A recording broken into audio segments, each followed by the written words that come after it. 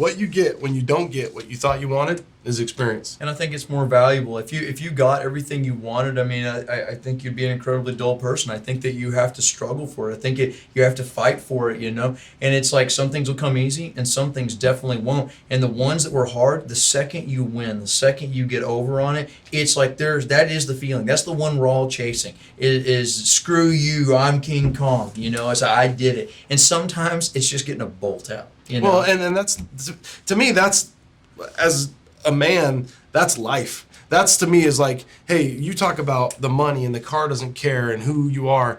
When you have those small victories, really how big or small, it doesn't matter. Doesn't matter. It's like, I earned it. I did this. I got my stripes. I got the experience. Validation. And now this is so gratifying to me. From a monetary perspective or whatever, there's no price tag. It's just the feeling of life. And it's like, whether it's a small victory, it's just such a gratifying feeling. And that's what I feel. To kind of go back to you is, I feel like people lack that passion, and they find that passion in watching you because you are so charismatic and you're such a good storyteller as well. Eat up with it, And we talk about our phones, it's like, it's easy. You think you're connecting with the world. It's easy to disconnect from the world, And I think there should be more storytelling.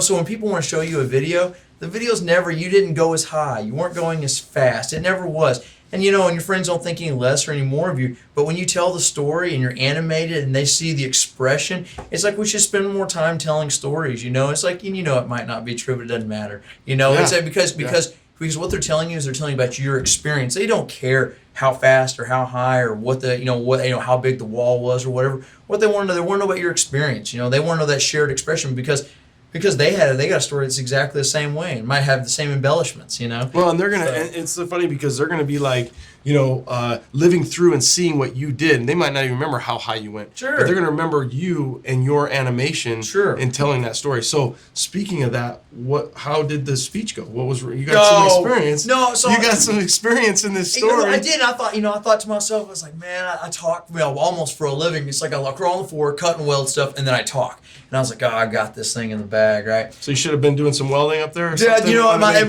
gone. It might have gone a little better. And what it was is like, so many things. But I sat down and planned this thing out. I went through it with my girlfriend Lauren, and I felt pretty good about it. I was like, I got this, And I get up there, and I was just like, I was so afraid, like crying and feeling bad about it, and like I didn't even realize I was that emotional about it. Two of my best friends getting married, and it was, and it's like, golly, it's like, we're getting old, it's like there's, when you're young, you think we're just waiting for life to begin, and then it was kind of like gut check moment. You're like, oh crap, it's like, oh, life happened. This is the middle of the show.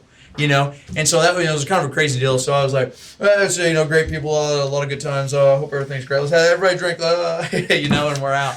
But so it was kind of a really horrible moment for me and a really good moment. And it was just I couldn't have been more proud, couldn't have been less proud of myself. And the night before a little rough too. But it's this is a gentleman that we ride bikes, ride motorcycles, we're in the same profession, cut and weld. It's like, we have the same, your friends, you have the same conversation 400 times, and you're happy about every one of them, So that was cool. And, it's like here. So that same kind of thing. It's like the guys in this shop here today are here because I thought they had the right personality and I thought they had the right skills to get it done. We got a brand new team of guys here, and the thing is, this is a big family. We spend more time together than we do with our proper families, with our girlfriends and wives and children and dogs.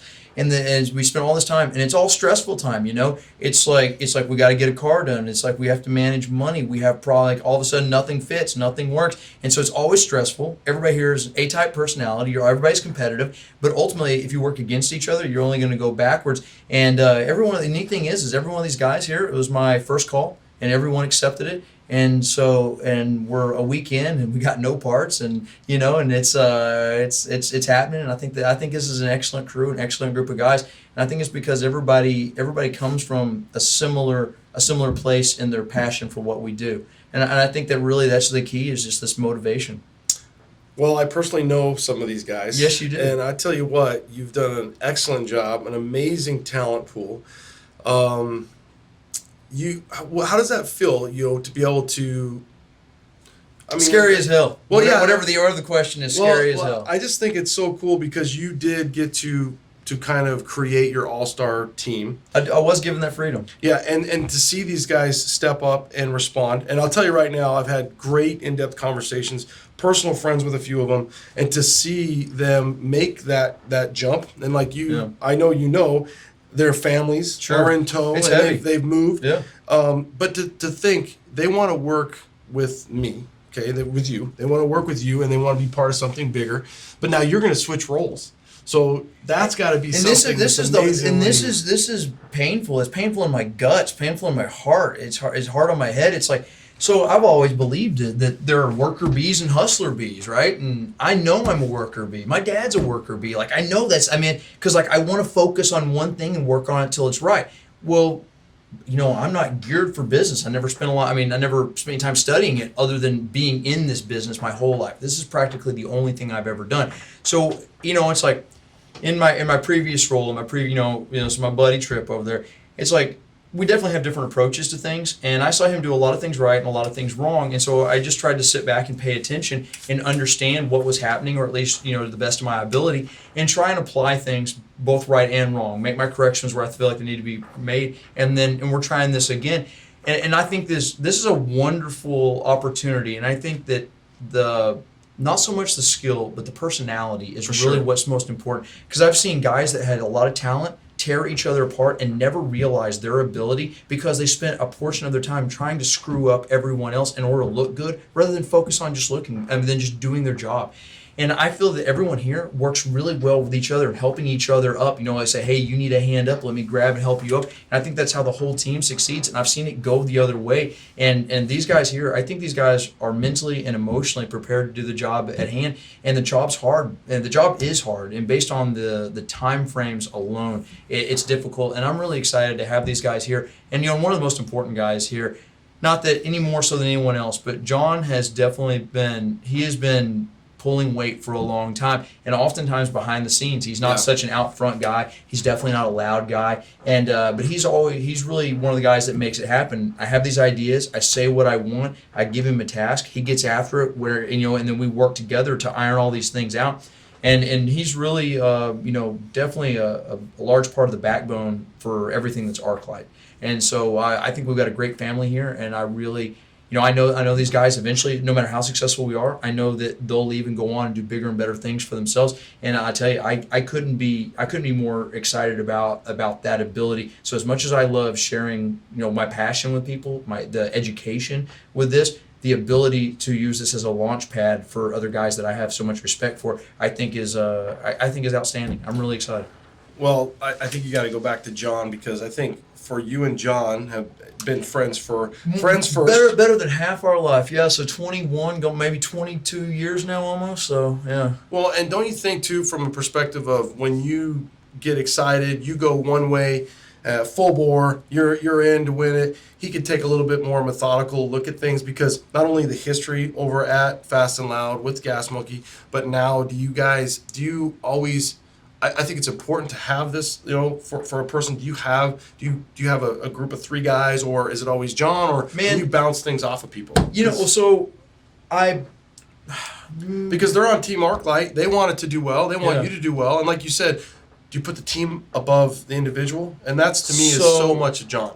Well, they definitely have different approaches, and John is a less intense a person than I am, but at the same time, though, he has his way of getting things done and his approach, and often, and it depends on what we're doing, but oftentimes his approach is really the smarter approach.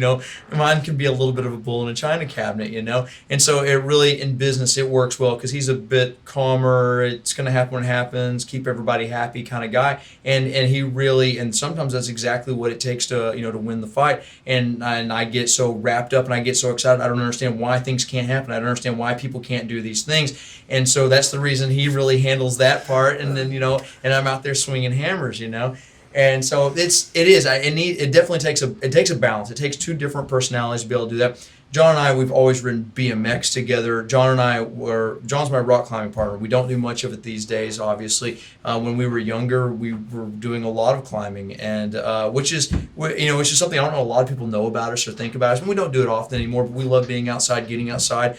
Bicycles. John rides motorcycles. He's got a family, so he doesn't get an opportunity to do it near as much as as I do. God, I don't get to do it as much as I want to. But yeah, it's interesting to see the different walks of life, but all in the same genre. And there's so many people that are really important to getting us here that have been so influential. And so my girlfriend's mom is my office manager here, and it's been while it kind of sounds crazy and sounds a little wacky, she's done such a great job, and so happy to have her on board. And one cool thing is I need eyes in the back of my head here, and I've got someone that's really got my back and looking out for me, and it's so I see this as a family affair, no matter how you cut it, and it takes a village to run one of these. So. Well, and I think John is so much of, like you said, I mean, it's hilarious to listen to, like, type A people. I'm the same way. It's like, well, I don't understand why you can't do it like this, right? Yeah. And if I didn't have my wife, my son would probably be dead. Because she takes that approach to, like, slow down, right? And so from that perspective, on the business side of things and the friendship side of things, I can always see John love talking to the guy. Yeah. He's just going to take the slow road to it. It's going to be calm. Yeah. And definitely that's going to help you in the long run. And so I do so much bouncing. And it's like, I know what I want and know exactly how I want. And so I'll go, hey, John, I was like, this is the deal. And I go, is that crazy or what? And he goes, I don't think a lot of people are going to see it that way. And I'm like, okay. Can they handle it? He goes, I probably can't handle it either. Okay, what should we do? He's like, well, what about this? All right, I'll go you halfway on that. You know what I mean? So he's really kind of the voice of reason, because everything, I just, just a million miles an hour and just bang, bang, bang. And then John's like, God, that probably won't work well for everybody. You're going to have to explain it because they're not going to get it. Yeah. And so if I have to explain it, then I don't want to do it that way. Yeah. And so how do you not get it? Yeah. What don't you get? And so it's always a lot of fun to bounce things off John. I use John as the weather vane, So I'll go, all right, you ready? I'll give it to him, and I'll gauge whether or not it was a good idea or a bad idea by the look on his face. I can tell that's a bad idea. All right, we won't do that, And so that's always interesting, is to have someone that doesn't think like you, so you can gauge it. Because if it's only you ever had thoughts in your head that were like made so much sense, and then like you can tell someone out loud, and even if they don't have a clue what you're talking about, you said it out loud and you go, all right, I can see where that sounds insane. And you're like, how could I have been so excited about it over here? Yeah. And then when I verbalized it, or 24 hours later, you're like, oh, that was a dumb idea. Yeah, no, it's good. That's how Jason. Okay, so Jason Bowman, Big Ten Jason, he's the type of guy where I had an idea not too long ago, and I wanted to do some work on Yellowstone. And I said it to Jason. And Jason's one of those guys where, and this is why I can see why he's part of your team. I can pretty much tell him anything. Like, let's build a house tomorrow. And he'll be like, yeah, do you need to get it done in 14 hours? Yep. Let's do it. And he's always excited about it. And his body language never conveys, like, doubt. No. So the one time I said, do we need to put this 4L80 in Yellowstone? And we have like 3 days. And it's the only time I've ever seen him, because what he had to do is we were going to put the Holly Terminator on it, and we were going to program it, and there was a shadow, and I saw it in his face, and I'm like, dude. So he's like, okay, and I'm like, we're done. We're not going to do it. You just took so much stress off of me, because he said yes, but not in the way that Jason says yes. Because he knew what the risks were. And he's one of those guys where I love it too, because he the algorithm of a 2-hour project really being an 8-hour project, his time frame is hilarious. It's like, well, no, let's just do it, man. We got 24 hours. Yeah. You're like, okay, Jay, but we got the kids, we got karate practice, we got this. Like, oh no, we can totally get it done. We can totally get it done. And maybe that's one reason we click so well, is because same thing is like, I'll tell someone how long it takes. It takes 2 hours. I know it takes 12. I know it takes 12. But it sounds so much better. Yeah, because if you say 12, everybody gets disappointed. Everybody looks all worried about it. You just say 2, and then you deal with it when you're in it. And so people hate hearing bad news, so you just lie to them. We'll knock it out, right? And that's why you're a good salesman on it, because you sell it on like, oh no, we totally have it. We've got it. Yeah, we can handle it. And ultimately, are you in? Are you in? Are you in? Yeah, Let's do it. Let's do it. Are you excited? Everybody wants to do it. Okay, and then by the time they're in, they realize it sucks. They're halfway into it and they're committed. And then you get revamped up. And you're like, no, we could do it. Yeah. And then maybe they're like, okay, we can do it. That is why Jason, because he is a positive guy from that perspective. Who's really that way. And it's like that it's so important to maintain that in the shop because it's so easy to be overcome with like there's so much to do. How do we do? Oh my God! And you can get worried really quickly. And so the important thing is like we have a list. Let's hit the list and let's keep going. And like that is his character. And we've been able to cruise a little bit, worked a little bit together, and it's like instantly I knew. I said, this is the guy that say we're going to get this stuff done. There is no. There's only succeed. It doesn't matter what has to be done to get there. There's only get there. And so that's absolutely, and that's a mindset that I really enjoy. Everybody here has their specialty. Everybody here has their strong suit, and Jason's is definitely ability to get it done. So you take all that you learned in 5+ years of just burying your head. I mean, you guys worked so much. I mean, 115 shows, over 150. It was crazy. Initially, we were just Scott McMillan and Casey and I, and we worked 120 hours a week. We'd start working at 9, we'd work till 3 in the morning. We'd sleep for a couple hours, take a shower, and we'd do it again. And after 6 months of it, I woke up one morning and doing freeway speeds, headed towards a bridge embankment, pulled off, slept in a parking lot, woke up, went back to work, and everyone went home.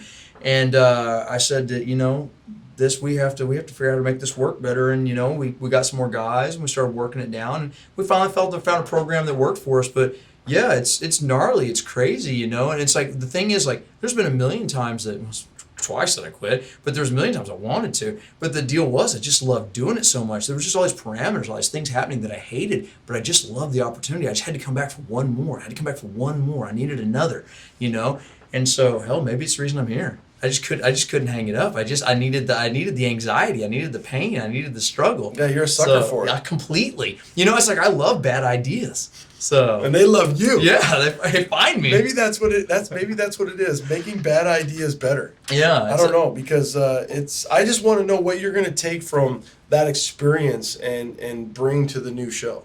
It's so. The new show, it's like especially in the different role. Now you're the guy pushing these bad ideas. I gotta tell you, like in a completely honest, it terrifies me. Like I said, I'm a worker bee, not a hustler bee. There's 1,000 things that run this thing that I don't like talking about. I don't like thinking about, and it's like, and that.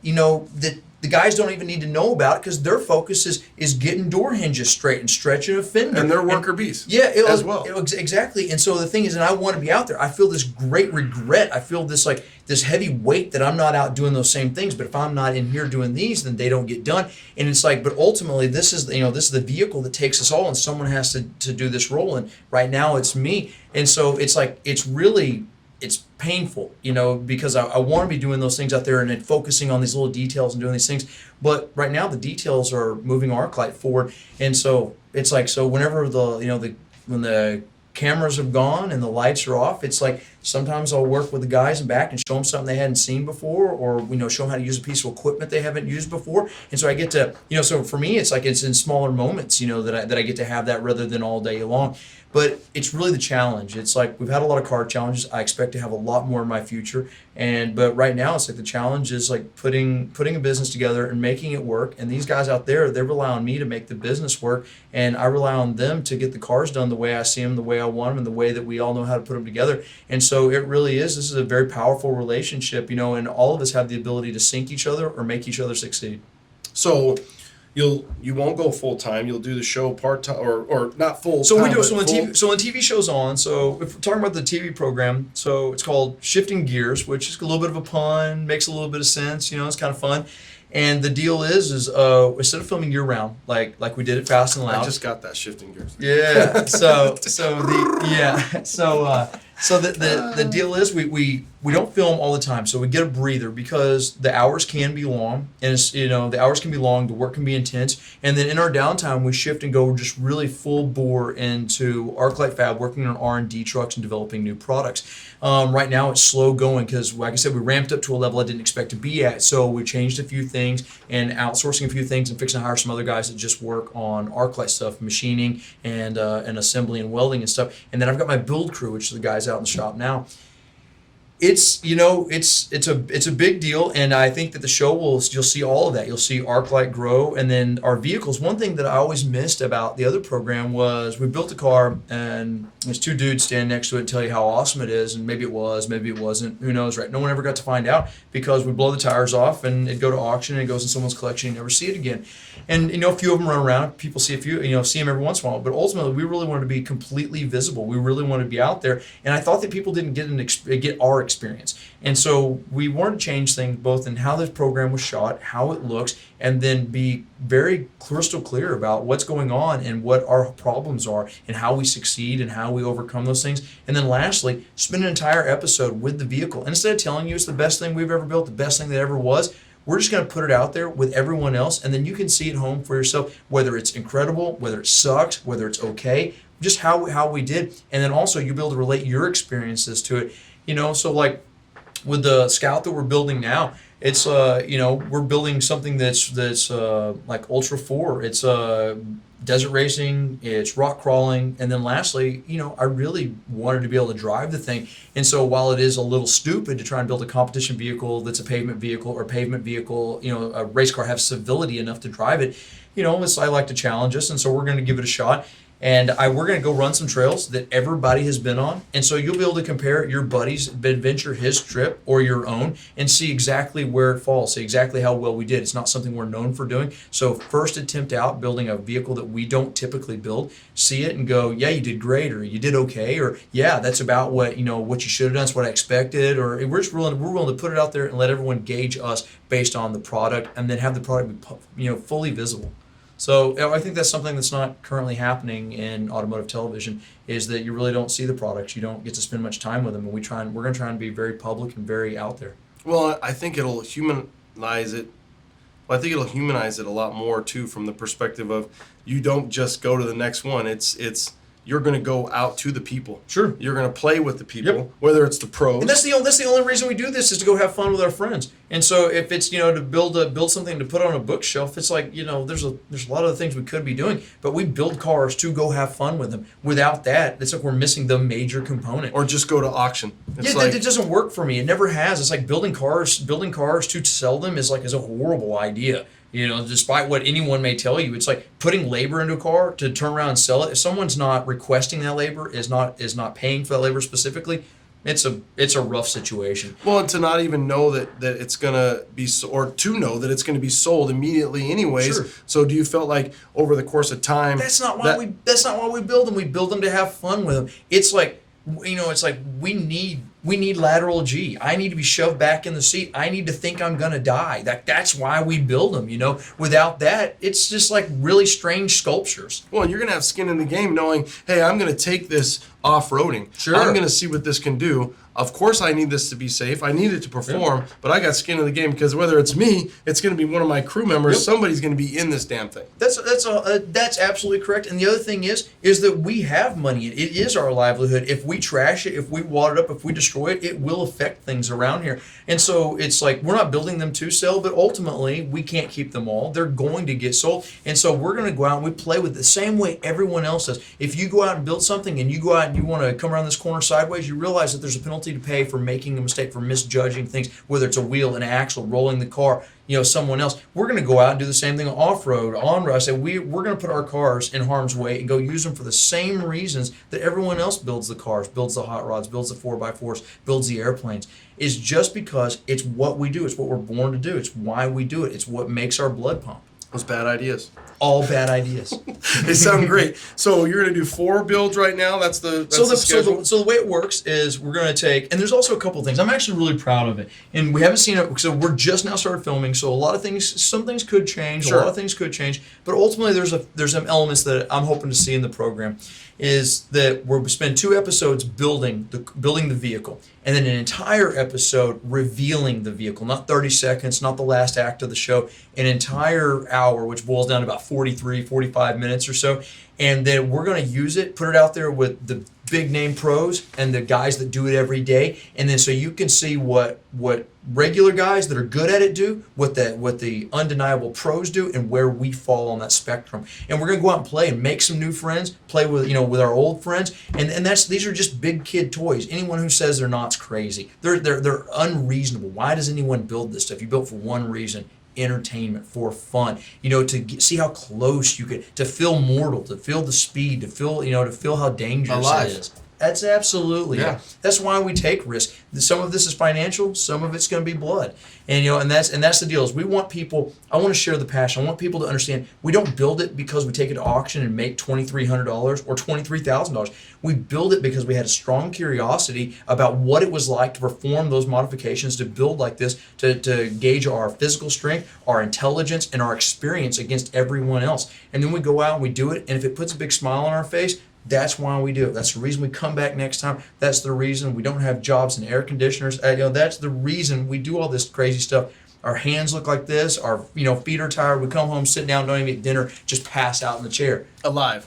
Yeah, still breathing. No. To me, it's to feel alive and to wake up again the next day. And just like you said, maybe I quit once, maybe I quit twice, but I kept coming back. And it's that passion to do it. So will you, for the audience, for the for people out there, how long does it take to make a 2-episode? So the deal is in my tenure at Fast and Loud, in 5 years we built 81 cars. Of the 81, I would probably say 3, maybe 4 were lipstick on a pig, right? The rest of them real deal ground up builds, pretty heavy stuff.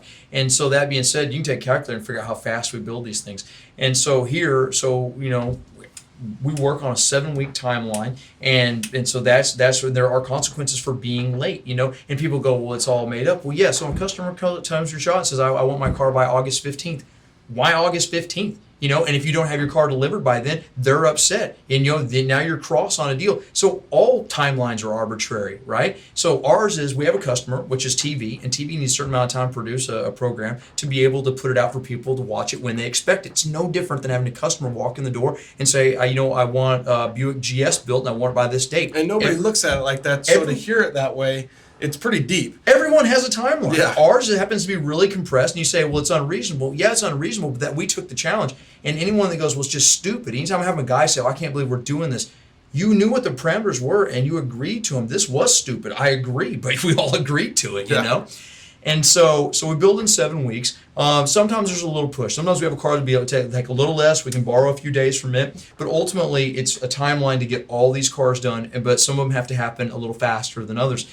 But so we have a compressed time frame, and we build these cars, and basically this go around is not to keep the lights on, not to take to auction, but because there's a curiosity both in me and in the audience. They want to see what we're capable of building. We want to know what we're capable of building, and we're willing to put it on the table and find out together. Whether the successes, the failures, and ultimately the triumph. To be able to be done, to have a good time. To whether we're sitting on the trail and we've got an axle that's just we tore a wheel off or something came off, and we're just drinking beers at campfire saying, boy, I hope so and so shows up with a part tomorrow morning. Y'all are going to be there with us. You're going to come along for the ride. And so that's I think that's really important, is that, like I said, I enjoy sharing the passion with it because I love it so much, and it's hard for me to believe that other people wouldn't too. We're going to love it.